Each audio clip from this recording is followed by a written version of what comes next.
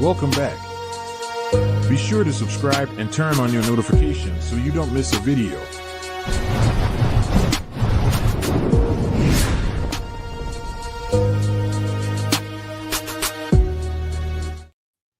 All right, family. Now, in our last video, we spoke about the tariffs that were put on Mexico and China for what's going on and what they've been trying to scheme over America. But now we're going to focus on our other neighbor, Canada.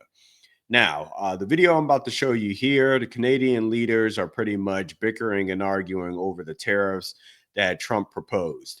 Now, this is the issue that we're having. Just like with Mexico, we have a border crisis, right? And we have a drug trafficking issue. So we need to secure the safety of our citizens and also make sure that we don't have illegal immigrants coming into the country. Now, if you weren't already aware, Canada is not on, they don't have a strong economy and they're on the brink of a recession. They also are charging and taxing our farmers a lot of money to export products into their country. So they make a lot of money off of America while simultaneously also taxing us for selling our products to them. Now, if you weren't already aware, out of all the countries in the world, Canada trades the most with America.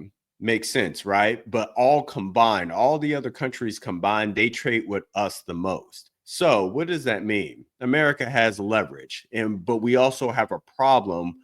More importantly, leverage isn't bad if you are using it, to deceive people, create evil, control another nation.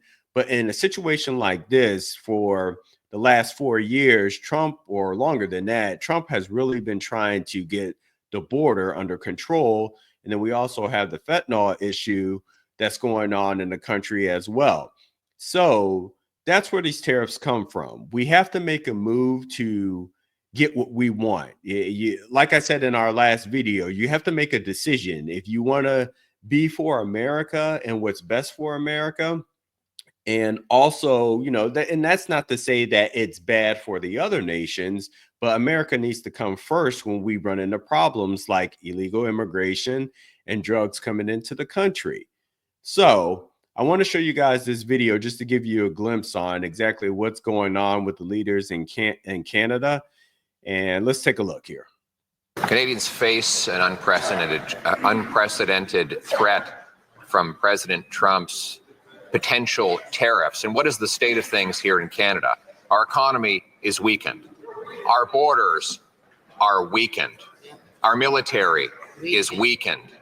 And most of all, our prime minister is weakened. There's a big secret being hidden from drivers. So listen up before this video gets removed. If you're being insured by any of Why can't we have a carbon tax election so Canadians can choose a leader with the brains and backbone to protect our economy and put Canada first?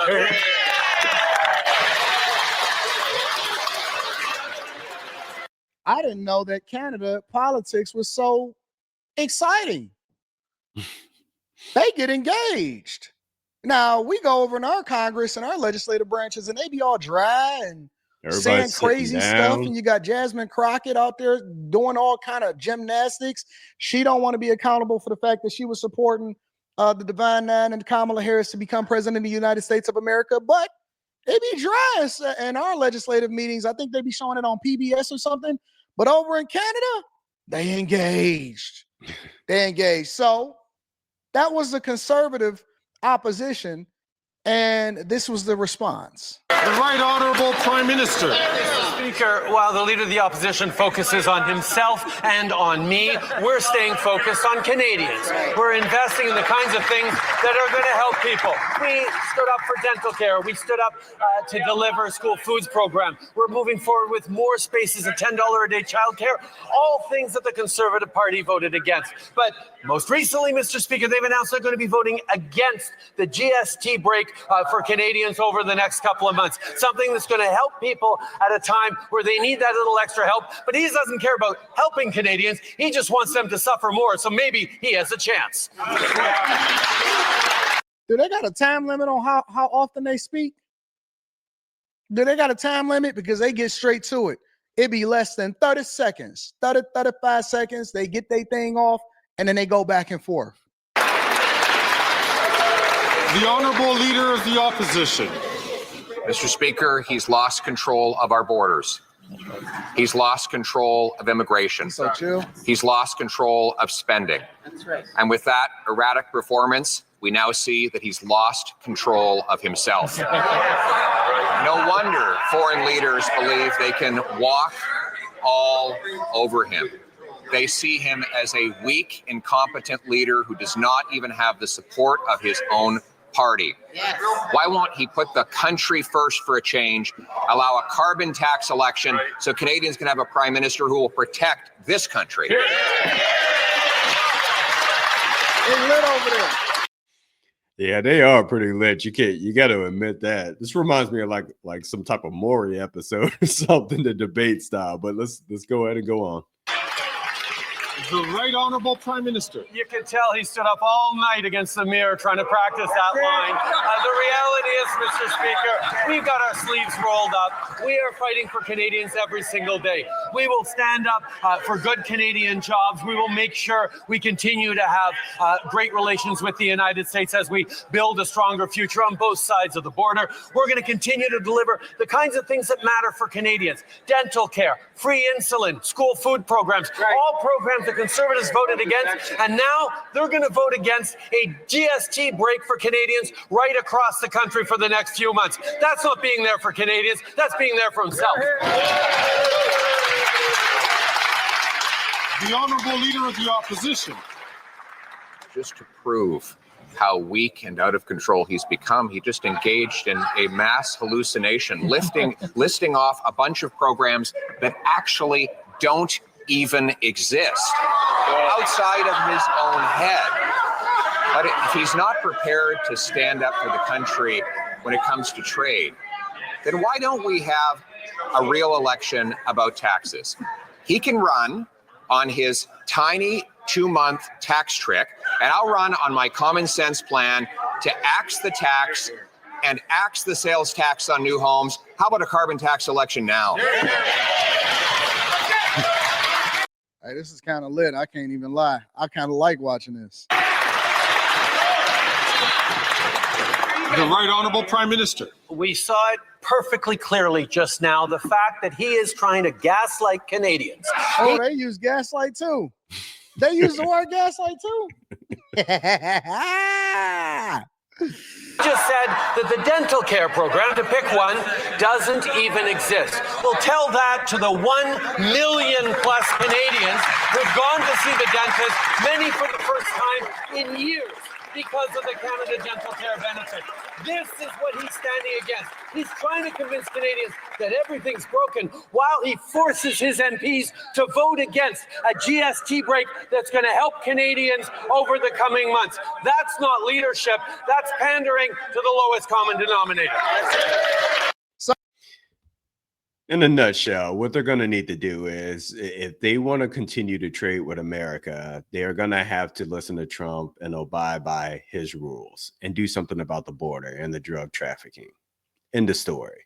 And the most important thing I want you to grasp from this video is leverage. When you have leverage and you're not using it to promote evil and to take over other nations, this has nothing to do with trying to put Canada in a worse situation than they already are economy wise. This is all about putting America first. We have a major issue being in the middle of two countries, and the borders are not secure on either end. Anyone can come in over here and, do crime, harm people, bring drugs. The list goes on and on. Like I mentioned, there is a process that has to be done and abide by when immigrants come over. And that is, going through the system, making sure that you are able to come over and live in America and be a citizen. And as long as you do that, everything is good. But this entire tariff, the 25% that Trump is threatening Canada, Mexico, and China with, it's all for the safety of America. I've seen several posts, of course, Democratic posts, where they're leaving out all of the details. They're just saying, you know, Trump is starting problems and war with our neighbors, you know, the main countries that we do trade with. Yeah, but there's a reason why, because there's a problem. So let me get this straight. You want American farmers to get taxed by Canada for exporting products, but you don't want Canada to be responsible for protecting their end of the border and making sure everything is secure for both nations. It's okay for them to tax the heck out of our farmers on dairy products, but we can't turn around and ask for something back that's affecting America.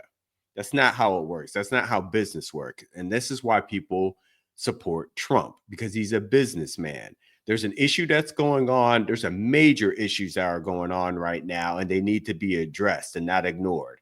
And that's what the Biden administration has been doing, is ignoring the issue.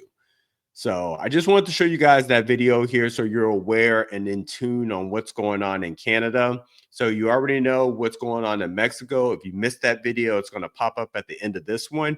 I highly recommend checking that out. But I want to keep you guys in tune on what's going on. Definitely subscribe to this channel, like this video, share the video. I appreciate each and every one of you. I'm going to keep coming with these news reports and other videos that are going on in the world as well.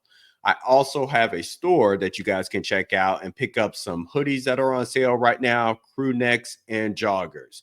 There's other products that are coming in the future, but those are the items that are on sale right now. So definitely go to the description, check out what I have in there, and grab you a few things. But I appreciate each and every one of you, and I'll see you in the next one. Peace.